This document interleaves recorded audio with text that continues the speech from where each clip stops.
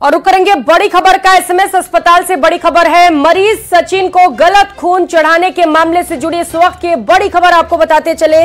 जांच रिपोर्ट के आधार पर कार्रवाई के आदेश जारी किए गए हैं और इसे लेकर तैयारियां भी की जा रही हैं। एक डॉक्टर और एक कर्मचारी को सस्पेंड किए जाने की तैयारी की जा रही है। मुआवजे को लेकर भी निर्णय किया जाएगा। तो लगातार परिवार की ओर से न्याय की मांग की जा रही है। जो दोषी है उनके खिलाफ सख्त कार्रवाई से लेकर मुआवजे की भी मांग है, जिसे लेकर फैसला जल्द सामने आ सकता है। परिवार जिसकी तस्वीर इस वक्त आप देख पा रहे हैं उसका रो रो कर बुरा हाल है, क्योंकि यहां पर बड़ी लापरवाही हुई जिसकी वजह से मरीज की जान चली गई। छोटा मोटा अस्पताल नहीं, प्रदेश का सबसे बड़ा अस्पताल एसएमएस अस्पताल, जहां पर मरीज को गलत ब्लड ग्रुप का ब्लड चढ़ाया गया, जिसकी वजह से मरीज की जान चली गई। अब इस पर सख्त कार्रवाई के लिए दिशा निर्देश दिए गए। राज्य सरकार इसे लेकर काफी ज्यादा अलर्ट है।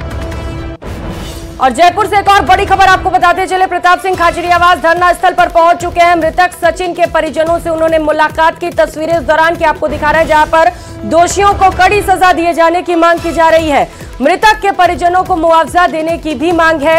एसएमएस अस्पताल में मरीज को गलत खून चढ़ाने के मामले से जुड़ी ये बड़ी खबर और अपडेट और तस्वीरें आपको दिखा रहे हैं, जहां पर खाचरियावास पहुंचे, धरना स्थल पर परिजनों को सांत्वना दी, साथ ही साथ मांग की गई कि सख्त से सख्त कार्रवाई दोषियों पर हो। सुनाते हैं क्या कुछ कहा खाचरियावास ने। जो भी काम हो इसको थोड़ा टाइम से लेके, क्योंकि हम देख रहे हैं सुबह से यही लाखों लोग बैठे हैं, हम सबका सम्मान कर रहे हैं, यानी किसी का सबका सम्मान है, आने वाले सबका सम्मान है, सब साथ दे रहे हैं हमारा। आपका सबका बहुत बहुत धन्यवाद है। लेकिन उसका ये है कि परिणाम तो निकलना चाहिए ना। देश के सबसे बड़े सवाई मानसिंह अस्पताल में एक लापरवाही ने सचिन की सांसों की डोर को थाम दी।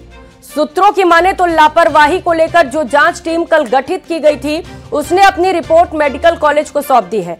अब सवाल यह है कि सचिन के गुनहगारों को सजा आखिर कब मिलेगी।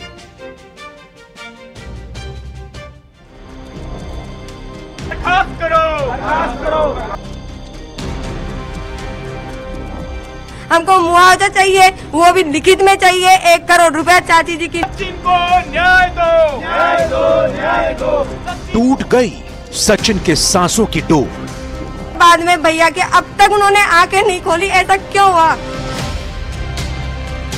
अब उठ रहे हैं सवाल। आखिर कब मिलेगा इंसाफ? कब मिलेगी सचिन के गुनहगारों को सजा? इन सुलगते सवालों के बीच एक तरफ सचिन का परिवार है जो इंसाफ की मांग कर रहा है, तो दूसरी तरफ अस्पताल प्रशासन जो जांच के बाद कार्रवाई का भरोसा दे रहा है। सूत्रों की माने तो गुरुवार को जांच के लिए जिस कमेटी का गठन किया गया था, उसने जांच रिपोर्ट मेडिकल कॉलेज प्रशासन को सौंप दी है। लेकिन पीड़ित परिवार लगातार अपने बेटे के गुनहगारों को सजा देने की मांग कर रहा है। इस बीच कुछ सामाजिक संगठनों ने भी सचिन के परिवार को मुआवजा दिलाने के लिए विरोध प्रदर्शन किया है। उससे पहले भी उनके ऑक्सीजन नली लगी हुई थी, हम हाथ पकड़े हुए थे, बट इनको जैसे इनको खबर लगी कि इनको भास्कर में निकला, न्यूज में आएगा, कैसे आएगा, तो उन्होंने बेहोशी का इंजेक्शन दिया है रात को 8 बजे। और उसके बाद में भैया के अब तक उन्होंने आंखें नहीं खोली, ऐसा क्यों हुआ? हमको मुआवजा चाहिए, वो भी लिखित में चाहिए। 1 करोड़ रुपया चाची जी की नौकरी और जो लड़की शादी वाली है उसकी पूरी जिम्मेदारी ये सरकार लेगी। फिर जब स्थिति खराब हुई तब हम क्या करते साहब, क्योंकि इनका तो प्लांट मर रहे हैं। अब दोषी को सजा तो मिले। पता नहीं कितने लोगों के साथ किया है ऐसा। साथ ही एसएमएस मेडिकल कॉलेज प्रशासन से मुलाकात कर कुछ मांगे रखी हैं। दरअसल मृतक सचिन अपने परिवार का इकलौता चिराग था। ऐसे में उसकी मौत के बाद परिवार पूरी तरह से टूट गया है, जिसके बाद प्रशासन से मुआवजे के तौर पर 1 करोड़ रुपए की मांग रखी गई। परिवार के एक सदस्य को नौकरी की मांग रखी गई। सचिन की बहन की शादी का खर्च उठाने की भी मांग रखी गई। O पॉजिटिव ब्लड ग्रुप के सचिन को AB पॉजिटिव ब्लड ग्रुप चढ़ाने का मामला गुरुवार को उस वक्त सुर्खी में आया था जब इलाज के दौरान अचानक उसकी तबीयत खराब हो गई, जिसके बाद खुलासा हुआ कि सचिन की O पॉजिटिव ब्लड ग्रुप की जगह AB पॉजिटिव ग्रुप का ब्लड चढ़ा दिया गया। हालांकि शुक्रवार सुबह सचिन ने दम तोड़ दिया। देखिए, सबसे बड़ी मांग तो हमारी ये है कि ये जो घटना हुई है ये एक सामान्य घटना नहीं है, गंभीर लापरवाही है। और ऐसी कितनी घटनाएं हो चुकी होंगी, कितने मरीज मर चुके होंगे, आगे भी मरेंगे। सबसे बड़ी मांग है सख्त से सख्त कार्रवाई, टर्मिनेट हो वो स्टाफ जो उस समय ड्यूटी पर था और उन पर हत्या का मुकदमा दर्ज हो, हत्या का मुकदमा चले। दूसरी मांग हमारी एकमात्र इकलौता पुत्र ये था और इनके पिता भी किडनी के पेशेंट है, घर में कोई कमाने वाला नहीं है, सरकारी सिस्टम की चूक है। सरकार 1 करोड़ रुपए इनको मुआवजा दे और परिवार में कोई जो परिजन है उनको नौकरी दे। वो इसमें कोई संशय नहीं कि दुर्घटना तो हुई थी। अगर दुर्घटना के अंदर मृत्यु होती है दुखद है, लेकिन उसके लिए इस तरह से धरने पर नहीं बैठते, क्योंकि दुर्घटना के कारण दूसरे होते हैं। यह जो घटना हुई है कि गलत खून चढ़ाने से किसी की मौत हो जाए नौजवान की, वो लापरवाही असहनीय है। सवाई मानसिंह अस्पताल में जो लापरवाही हुई उसकी कीमत एक नौजवान को अपनी जान गंवा कर चुकानी पड़ी। उसके जाने से परिवार सदमे में है, बार बार इंसाफ की मांग कर रहा है। दूसरी तरफ जांच रिपोर्ट सौंपे जाने की बात सामने आ रही है।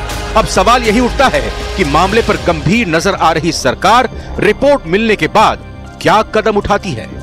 जयपुर से सौरभ गृहस्थी, न्यूज़ 18 राजस्थान। और अब बात लव जिहाद और धर्मांतरण की। जयपुर से यह बड़ी खबर है, जहां पर कोटा के स्कूल में धर्मांतरण का मामला सामने आया। शिक्षा मंत्री मदन दिलावर के निर्देश पर बड़ी कार्रवाई की गई। धर्मांतरण के आरोप में 3 शिक्षकों को निलंबित कर दिया गया। शिक्षक शबाना, फिरोज खान और मिर्जा मुजाहिद को सस्पेंड किया गया। ये वो तीनों शिक्षक हैं जिन पर आरोप लगे धर्मांतरण के, और इसके बाद बड़ी कार्रवाई की गई और तीनों शिक्षकों को सस्पेंड किया गया। छात्रों को नमाज पढ़ाने, टीसी में नाम बदलने के आरोपों पर बड़ा एक्शन हुआ है। छात्र के हिंदू होने के बावजूद टीसी में इस्लाम लिखने पर खुलासा किया गया। ग्रामीणों की शिकायत पर मंत्री दिलावर ने इस पर बड़ा एक्शन लिया। शिक्षा विभाग ने निलंबन के आदेश जारी कर दिए हैं। तो धर्मांतरण मामले को लेकर शिक्षा विभाग की ओर से एक और बड़ी कार्रवाई की गई है, जहां पर शिक्षा मंत्री के निर्देश के बाद तीनों शिक्षकों को निलंबित कर दिया गया है। तो स्कूल में लव जिहाद और धर्मांतरण का खेल चल रहा था और इस पूरे मामले को गंभीरता से लेते हुए शिक्षा विभाग की ओर से बड़ा एक्शन लिया गया है और साफ तौर पर यह मैसेज देने की कोशिश कि अगर स्कूलों में इस तरीके का खेल चलता है तो किसी को बख्शा नहीं जाएगा।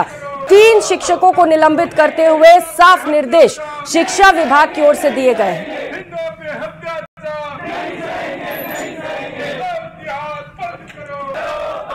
तो ये टीसी आपको दिखा रहे हैं, इसी टीसी की वजह से भंडाफोड़ हुआ। स्कूल के अंदर ये जो गंदा खेल चल रहा था उसका धर्मांतरण का भंडाफोड़ इस टीसी के जरिए हुआ, जहां पर हिंदू बच्ची के नाम के आगे इस्लाम लिखा हुआ था और इसी के चलते खेल का खुलासा हुआ। और इसके बाद जब शिक्षा विभाग को इस पूरे खेल के बारे में जानकारी लगी तो शिक्षा विभाग ने तीनों के तीनों शिक्षकों को निलंबित करने के आदेश जारी किए, जिसके बाद तीनों ही शिक्षकों को निलंबित कर दिया गया।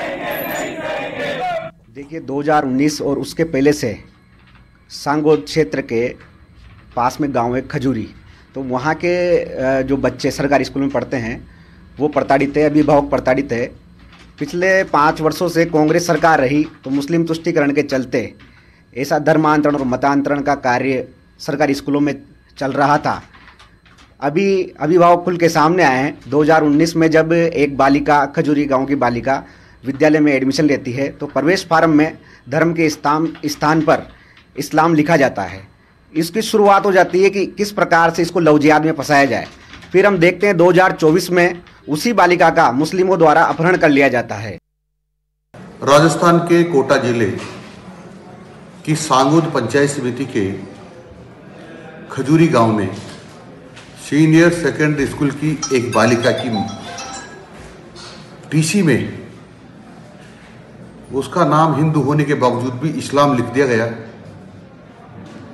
वहाँ धर्मांतरण का षड्यंत्र हो रहा है, वहाँ लव जिहाद का षड्यंत्र चल रहा है और हिंदू लड़कियों को जबरदस्ती नमाज पढ़ाई जा रही है, ऐसा ध्यान में आया है। जो ही मेरे ध्यान में आया, मैंने तीन शिक्षकों के खिलाफ कठोर कार्रवाई करने का मन बनाया है और इसी के संदर्भ में मैंने 2 अध्यापकों को तो निलंबित कर दिया है, जिसमें फिरोज खान अध्यापक लेवल 1 है और दूसरा मिर्जा मुजाहिदीन सहायक शिक्षक है, इसको भी निलंबित कर दिया है। और एक सबाना है, उसके भी खिलाफ आगे कार्रवाई हो रही है। तीनों को मैंने बीकानेर भेज दिया है और मैं विस्तृत जांच कराकर इनके खिलाफ कठोर कार्रवाई करूंगा और बर्खास्त करने जैसी स्थिति बनी तो बर्खास्त भी करूंगा। उधर डीडवाना में एयरफोर्स जवान की आत्महत्या का मामला गर्म हो गया है। अब जवान के पिता ने गच्छीपुरा थाने में रिपोर्ट दर्ज कराई है, जिसमें मकराना थाने के पुलिसकर्मी मोहम्मद सईद सद्दाम हुसैन और सद्दाम की पत्नी पर आत्महत्या के लिए उकसाने और धर्म परिवर्तन का आरोप लगाया है। साथ ही आरोपी पुलिसकर्मी पर अभद्र व्यवहार करने पर उसे सस्पेंड करने की भी मांग की है। मांग को लेकर थाने के बाहर प्रदर्शन भी किया गया, लेकिन अब पुलिस और परिजनों में सहमति बन गई है। पिता का आरोप है कि जवान पर बलात्कार के झूठे आरोप के साथ उन्हें ब्लैकमेल किया जा रहा था, जिसके चलते जवान ने आत्महत्या की।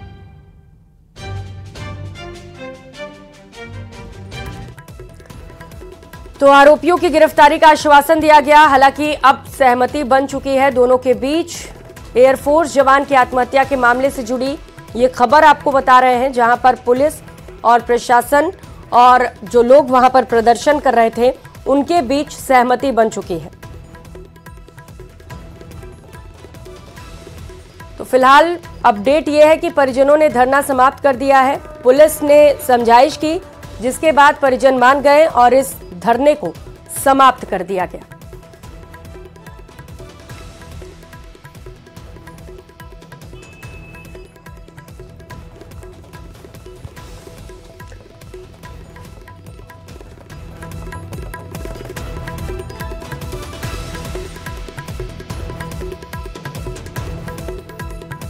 तो परिजनों ने धरना समाप्त कर दिया है। ये खबर सामने आ रही है, तस्वीरें आप देख पा रहे हैं उस दौरान की जब परिजनों की ओर से प्रदर्शन किया जा रहा था, लेकिन फिलहाल इस प्रदर्शन को समाप्त कर दिया गया है।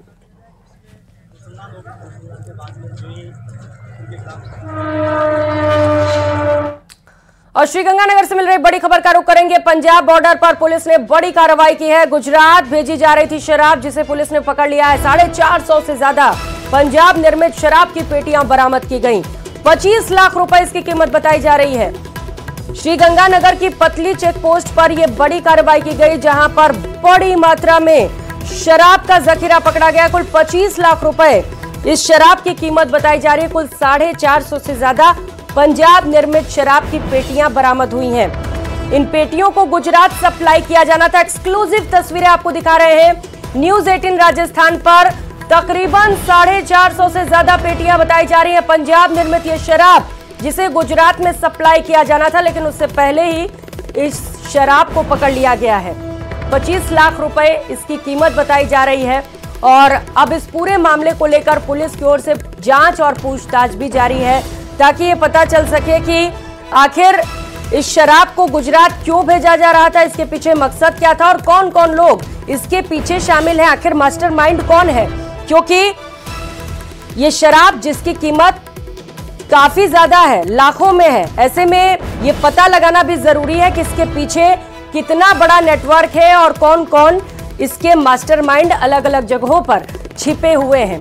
तो अब पुलिस इस पूरे मामले को लेकर जांच पड़ताल में जुटी हुई है। एक्सक्लूसिव तस्वीरें लगातार आपको दिखा रहे हैं। ये वो ट्रक है जिसके जरिए शराब का जखीरा ट्रांसफर किया जा रहा था और इसे पकड़ा ना जा सके, इसलिए ये तस्वीर आप देख पा रहे हैं।